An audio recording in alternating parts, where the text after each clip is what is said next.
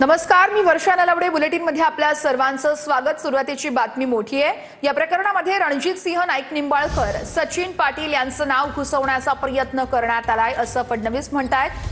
थोडी जरी शंका असती तर कार्यक्रम रद्द केला असता असंही फडणवीसांनी म्हटलंय. पैठण आत्महत्या प्रकरणामध्ये फडणवीस यांच्याकडून निंबाळकरांना क्लीन चिट असल्याचं बघायला मिळतंय.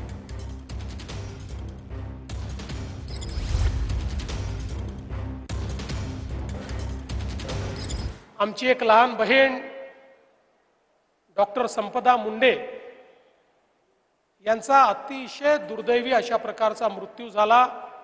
त्या आमच्या भगिनीने आत्महत्या केली आणि आत्महत्या करताना त्याचं कारण देखील आपल्या हातावर लिहून ठेवलं. पोलिसांनी तात्काळ जे आरोपी आहेत त्या आरोपींना अटक देखील केली. त्यातलं जवळपास सगळं सत्य हे बाहेर येत आहे आणि कुठल्याही परिस्थितीत आमच्या या लहान भगिनीला न्याय दिल्याशिवाय आम्ही स्वस्थ बसणार नाही, हा देखील निर्णय आम्ही घेतला. पण अलीकडच्या काळामध्ये प्रत्येक गोष्टीत राजकारण घुसवायचं अशा प्रकारचा अतिशय निंदनीय प्रयत्न या ठिकाणी होताना पाहायला मिळाला. आणि काहीही कारण नसताना या ठिकाणी रणजित दादांचं, सचिन दादांचं नाव याच्यात घुसवण्याचा प्रयत्न करण्यात आला.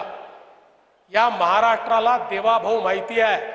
एवढीशी जरी शंका असते प्रोग्राम रद्द करून या ठिकाणी आलो नसतो.